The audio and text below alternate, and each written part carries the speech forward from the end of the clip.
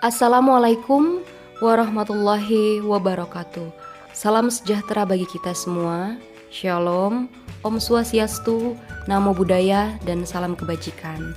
Ya, bertemu lagi bersama saya di Erin Official. Kali ini materi perkuliahan kita adalah mata kuliah patologi sosial dengan tema faktor-faktor yang mempengaruhi munculnya penyakit sosial. Dan sebelum kita mengetahui apa sih faktor-faktor yang mempengaruhi munculnya penyakit sosial, maka kita harus mengetahui dulu apa sih masalah sosial itu. Ya, masalah sosial adalah perbedaan ya antara harapan dan kenyataan. Jadi adanya kesenjangan antara situasi yang ada dengan situasi yang seharusnya.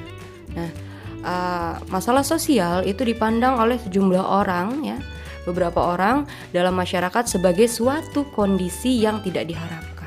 Nah, seperti itu. Menurut para ahli, Surjono Sukamto, bahwa beliau mengatakan masalah sosial adalah suatu ketidaksesuaian yang terjadi antara unsur-unsur kebudayaan atau masyarakat, di mana ketidaksesuaian tersebut bisa membahayakan kehidupan kelompok sosial masyarakat lainnya. Nah, itu. Kemudian ada tokoh Martin S. Weinberg. Menurut Martin, masalah sosial adalah situasi yang dinyatakan sebagai keadaan yang bertentangan dengan nilai-nilai terhadap masyarakat yang cukup penting, di mana masyarakat telah sepakat melakukan suatu tindakan untuk merubah situasi tersebut. Nah, seperti itu ya. Kemudian ketika kita masuk ke dalam konsep patologi, maka patologi sosial itu adalah sebuah ilmu tentang gejala-gejala sosial yang dianggap sakit, ya, yang disebabkan oleh faktor-faktor sosial. Nah, seperti itu. Kemudian sebelumnya kita pahami dulu ya patologi sosial ini, bahwa menurut beberapa ahli yaitu Kartini Kartono, patologi sosial adalah semua tingkah laku yang bertentangan dengan norma kebaikan, stabilitas lokal, pola kesederhanaan, moral, hak milik, solidaritas kekeluargaan, hidup rukun bertetangga, disiplin ya, kebaikan dan hukum formal. Jadi semua tingkah laku yang bertentangan dengan itu semua. Adanya pertentangan ya dalam keadaan di masyarakat itu. Nah, kemudian berbicara mengenai patologi sosial ya, berkenaan dengan patologi sosial ini berarti di situ ada keadaan sosial yang sedang sakit atau yang biasa kita sebut abnormal di dalam suatu masyarakat itu ya. Jadi dalam artian patologi sosial itu berarti suatu ilmu pengetahuan. Sedangkan dalam arti yang lain, patologi sosial itu berarti kondisi sosial yang sedang mengalami masalah gitu ya, sakit atau abnormal itu. Nah, kemudian patologi sosial itu berarti yang akan kita bahas di sini terkait dengan disintegrasi sosial ya, disorganisasi sosial atau social adjustment ya, yaitu masalah-masalah yang ada di masyarakat terkait dengan situasi sosialnya. Jadi ada atau mungkin adanya keadaan masyarakat yang terjadi penyimpangan ya dari keadaan masyarakat itu. Kemudian semaksimal mungkin bahwa adanya sebuah masalah sosial di masyarakat itu diharapkan untuk solusi pemecahan ya terhadap masalah sosial itu mungkin akan dilakukan. Jadi bahwa dalam perubahan sosial itu ya diharapkan ada stabilitas sosial dan yang kontinu, sehingga patologi sosial itu penting sekali untuk dipelajari ya. Nah, kemudian di sini ya munculnya patologi sosial ya. Munculnya patologi sosial ini dalam konteks masyarakat ya, bahwa masalah sosial di masyarakat itu ketika berbicara tentang muncul, maka ada penyebab ya, adanya penyebab timbulnya masalah sosial ini. Maka menurut Surjono Sukamto, faktor penyebab dalam masalah sosial itu dibedakan menjadi 4 ya. Nah ini dia, dibedakan menjadi 4, yaitu adanya faktor ekonomi, faktor biologis, dan faktor psikologis, yang terakhir faktor kebudayaan. Nah 4 ini adalah faktor penyebab dari masalah sosial. Kita bahas satu-satu ya, berkenaan dengan faktor-faktor yang terjadi. Yaitu yang pertama adalah faktor ekonomi. Ya, faktor ekonomi. Dalam segi ekonomi biasanya timbul masalah sosial ya, seperti yang paling biasa kita jumpai dan menjadi suatu masalah yang terus-menerus menjadi perhatian kita semua, dan keinginan kita untuk menghilangkan ya dari konteks masalah sosial yang satu ini, yaitu adalah faktor kemiskinan atau masalah kemiskinan. Kemiskinan terkait dengan pengangguran yang seharusnya menjadi tanggung jawab pemerintah ya. Hal seperti ini biasa terjadi karena minimnya lapangan pekerjaan yang disediakan oleh pemerintah. Jadi adanya faktor penyebab masalah sosial itu dari segi ekonomi. Seperti yang sudah kita ketahui ya teman-teman, bahwa masalah ekonomi sangatlah sensitif bagi masyarakat. Oleh karena itu, permasalahan sosial akan menimbulkan dampak ya. Jadi ketika seseorang tidak memiliki ekonomi yang mapan atau cukup ya terkait dengan keuangan, maka ya akan timbul permasalahan sosial, yaitu seperti dampak dari ekonomi itu sendiri, yaitu adanya tindakan kriminalitas, yaitu mencuri ya, merampok, kemudian begal dan lain sebagainya. Itu biasanya ya dengan alasan untuk memenuhi kebutuhan hidup. Nah, kemudian faktor ekonomi juga bisa dijadikan sebagai acuan atau tolak ukur ya dari kemajuan tersebut dari sebuah negara. Jadi ekonomi itu bisa dijadikan sebagai acuan ya. Jadi kemajuan sebuah negara itu menjadi faktor yang dapat mempengaruhi masalah sosial, yaitu terhadap aspek psikologis dan biologis dalam masyarakatnya. Yaitu seperti itu ya. Kemudian ada faktor selanjutnya, yaitu faktor biologis ya. Faktor biologis yaitu kemudian faktor biologis ini menimbulkan ya bisa juga menimbulkan masalah-masalah sosial. Misalnya contohnya adalah terjadinya wabah ya, penyakit, kemudian kurang gizi ya. Itu semua bisa terjadi karena kurangnya fasilitas kesehatan yang memadai, ditambah lagi dengan kondisi ekonomi ya dan pendidikan masyarakat yang kurang baik. Oleh karena itu perlu diadakan penyuluhan atau hanya sekedar berbagi informasi yang terkait dengan pentingnya pola hidup sehat dan menjaga kebersihan lingkungan gitu. Jadi masalah sosial terkait dengan keberadaan kesehatan masyarakat ya, kurangnya gizi, busung lapar ya, itu juga sebagai masalah sosial gitu. Kemudian ada faktor berikutnya yang mempengaruhi atau penyebab masalah sosial, yaitu faktor psikologis ya.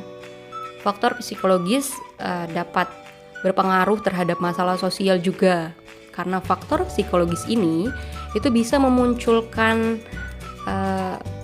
berbagai masalah ya, yaitu contohnya ada seseorang yang beban hidupnya atau mengalami stres ya karena beratnya beban hidup yang dirasakan, sehingga akan mengeluarkan emosi ya, sehingga ketika emosi itu dapat memicu konflik di masyarakat ya gitu. Jadi maka banyak faktor-faktor pembunuhan ya, penyebabnya adalah dari muncul dari faktor psikologis juga ya, yang mengeluarkan emosi dan tidak dapat mengendalikan emosi. Ketika itu akan memicu konflik di dalam masyarakat gitu. Jadi konsep kesehatan mental itu perlu ya. Jadi ketika seseorang mentalnya sehat, sehingga itu juga dapat meminimalisir terjadinya masalah sosial. Ya, adanya faktor kebudayaan. Ini yang terakhir ya. Yang dimaksud kebudayaan adalah perkembangan budaya yang mempunyai peran dalam memicu timbulnya permasalahan sosial. Misalnya kenakalan remaja, ya, pernikahan dan perceraian, pernikahan dini dan lain-lainnya. Seharusnya faktor budaya ini perlu mendapatkan perhatian yang serius dan penanganan yang tepat ya, sehingga pencerminan tradisi dan kebiasaan masyarakat itu pun tidak menimbulkan atau menjadi penyebab masalah sosial ya. Jadi seperti itu faktor dari kebudayaan. Nah, di sini saya berikan contoh ya yang sering terjadi di dalam masyarakat kita, terkhusus di negara Indonesia, yaitu yang pertama adalah faktor dari kemiskinan. Contohnya yang paling sering adalah kemiskinan ya, yaitu diartikan sebagai suatu keadaan ketika seseorang tidak sanggup lagi memelihara dirinya sendiri sesuai dengan taraf kehidupan kelompok dan juga tidak mampu memanfaatkan mental maupun fisik dalam kelompok tersebut. Jadi menurut sejarah, kondisi miskin dan kaya itu secara berdampingan ya, tidak termasuk masalah sosial ya, sampai ketika perdagangan berkembang dengan pesat dan memunculkan nilai-nilai baru. Dengan berkembangnya perdagangan ke seluruh dunia, ditetapkan taraf kehidupan tertentu sebagai masalah sosial. Jadi di dalam masyarakat yang mempunyai susunan organisasi bersahaja ya, kemungkinan tidak menjadi masalah sosial, masalah soal kemiskinan ini, karena mereka menganggap bahwa semua ini sudah ditakdirkan. Kemudian kemiskinan menjadi suatu masalah sosial apabila mereka sadar ternyata mereka gagal dalam memperoleh lebih dari apa-apa yang sudah dimiliki, dan di dalam hati akan timbul perasaan ketidakadilan. Nah itu ya, dalam masyarakat modern masalah kemiskinan dilihat dari suatu keadaan di mana seseorang tidak mampu memenuhi kecukupan harta untuk memenuhi standar kehidupan di lingkungannya. Nah contohnya nih, ada salah satu keluarga yang tidak mempunyai televisi, motor ya, sementara para tetangga yang ada di sekitarnya mempunyai barang-barang tersebut. Nah hal seperti inilah ya, contoh seperti itu yang bisa menjadikan kemiskinan sebagai masalah sosial gitu. Jadi secara sosiologis penyebab timbul problem tersebut karena dari salah satu lembaga kemasyarakatan ya yang tidak berfungsi dengan baik. Lebih tepatnya lembaga kemasyarakatan itu ya yang bergerak dalam bidang ekonomi ya, yang harus memperhatikan penyebab timbulnya problem-problem ini. Jadi sebenarnya menurut sejarah ya, kondisi kemiskinan dan orang miskin dan orang kaya itu secara berdampingan itu tidak termasuk masalah sosial gitu ya. Jadi dari awal seperti itu, tetapi ya sampai ketika adanya perdagangan ya, jual beli berkembang gitu ya, dengan pesatnya kemudian memunculkan nilai-nilai baru. Dengan perkembangan perdagangan yang ada ini, ditetapkanlah taraf kehidupan tertentu sebagai masalah sosial. Jadi orang-orang yang tidak memiliki apapun itu menjadi sebuah masalah sosial gitu, terkhusus di Indonesia gitu. Adanya si miskin dan si kaya gitu, ada golongannya. Kemudian adalah kriminalitas ya, contoh kriminalitas dan kejahatan. Kejahatan ini terjadi karena sebuah kondisi dan proses sosial yang sama, lalu menghasilkan perilaku sosial yang berbeda. Jadi kejahatan itu bisa terjadi karena proses mencontoh atau imitasi, kemudian pelaksanaan peran sosial, adanya kompensasi juga bisa terjadi, atau asosiasi ya, diferensiasi, konsepsi diri ya, atau identifikasi, dan kekecewaan yang agresif. Itu bisa menimbulkan kejahatan pada diri atau kelompok ya. Nah, perilaku kejahatan jahat gitu ya, ini bisa dipelajari melalui pergaulan dengan pelaku kejahatan gitu. Jadi kalau kita berkawan dengan orang yang bisa ya nyongkel motor orang, pencuri ya, atau begal, maka bisa saja perilaku jahat itu ya bisa dipelajari melalui pergaulan. Menurut tokoh Sutherland, beliau mengatakan perilaku jahat ini bisa dipelajari melalui pergaulan dengan pelaku kejahatan gitu. Nah, kemudian situasi yang ada di dalam masyarakat ya dinamakan sebagai proses asosiasi ya. Ketika itu seseorang mengikuti pola kejahatan orang lain ya, maka akan terkena diferensial, karena apa yang dipelajari dalam proses tersebut ya merupakan suatu akibat dari interaksi dengan perilaku kejahatan tadi, sehingga bisa jadi ya kalimatnya adalah ikut-ikutan atau menular gitu ya. Jadi orang mencuri ikut mencuri, orang melakukan tindakan membunuh ikut membunuh. Nah, itu konsep dari perilaku jahat itu ya. Kemudian selanjutnya adalah ya macam penyimpangan sosial. Ada sih yang pertama disorganisasi keluarga. Disorganisasi keluarga ialah perpecahan ya yang terjadi di keluarga sebagai satu unit, yang tadinya satu unit sehingga pecah belah gitu karena para anggotanya gagal dalam memenuhi kewajiban yang sesuai dengan peranan sosial. Jadi sebenarnya kenapa sih di dalam masyarakat itu yang terkecil ya dalam kelompok masyarakat keluarga ya, keluarga itu bisa tidak rukun, adanya perceraian, maka sebenarnya karena ada anggota ya, anggotanya yang ada di dalam rumah tersebut gagal memenuhi kewajiban yang sesuai dengan peranannya gitu. Kemudian macam bentuk disorganisasi keluarga itu contohnya ya, karena adanya buruknya komunikasi antar keluarga. Jadi suami dan istri tidak berkomunikasi secara baik ya. Kemudian adanya perceraian, kemudian meninggalkan keluarga ya. Kemudian adanya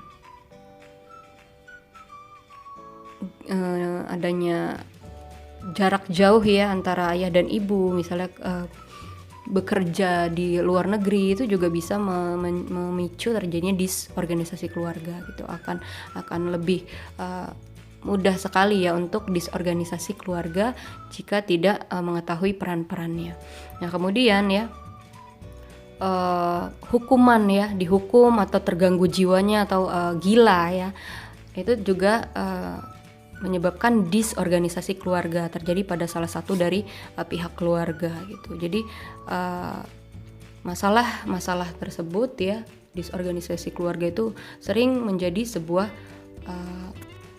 masalah-masalah yang akhirnya ya seseorang atau anggota tersebut dapat mengalami penyimpangan sosial lebih lanjut gitu akibat dari adanya disorganisasi atau disorganisasi keluarga ini. Kemudian adalah berikutnya yaitu masalah generasi muda ya. Penyimpangan ini terjadi karena adanya generasi muda di dalam masyarakat modern pada umumnya ya. Masalah ini ditandai dengan dua ciri yang berlawanan ya, yaitu keinginan untuk melawan adanya dari sikap generasi muda, kaula muda, dan sikap yang apatis ya. Keinginan untuk melawan antara lain ya itu ditunjukkan dalam bentuk radikalisme ya. Sedangkan sikap yang apatis itu contohnya tuh penyesuaian yang membabi buta ya terhadap ukuran milenial, generasi itu, jadi menganggap generasi tua itu nggak perlu diikuti. Nah seperti itu. Kemudian dalam masyarakat yang sedang mengalami masa ya perubahan ini, dari generasi muda seakan-akan adanya norma-norma yang berlaku di masyarakat itu menjepit ya, seakan-akan membahayakan bagi generasi muda di masyarakat modern. Jadi mereka menyadari bahwa usia ya, ukuran untuk berbuat itu tidak ditetapkan dengan usia ya. Kemudian generasi muda tidak diberikan kesempatan untuk membuktikan kemampuannya gitu. Jadi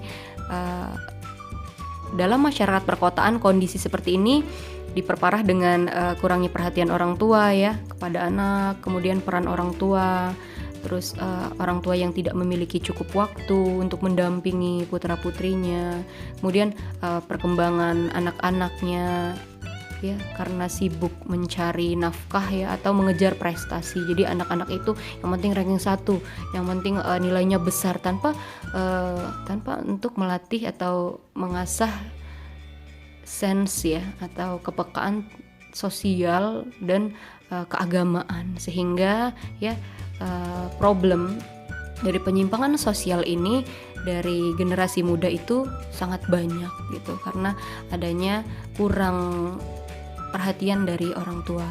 Kemudian maka akan timbul masalah-masalah sosial ya, timbulnya komplotan pemuda yang berkelompok geng ya, atau organisasi informal yang tingkah dan perilakunya itu tidak disukai oleh berikut tadi sudah mendengarkan pemaparan saya ya pada mata kuliah patologi sosial dengan tema faktor-faktor yang mempengaruhi munculnya penyakit sosial. Saya ucapkan terima kasih dan kembali ke Google Classroom. Jangan lupa komen, like, and subscribe-nya. Terima kasih. Wassalamualaikum warahmatullahi wabarakatuh. Untuk terus mendukung channel saya, jangan lupa subscribe, tekan lonceng, dan like, comment, and share. Jangan lupa ya, ditunggu subscribe-nya. Thank you.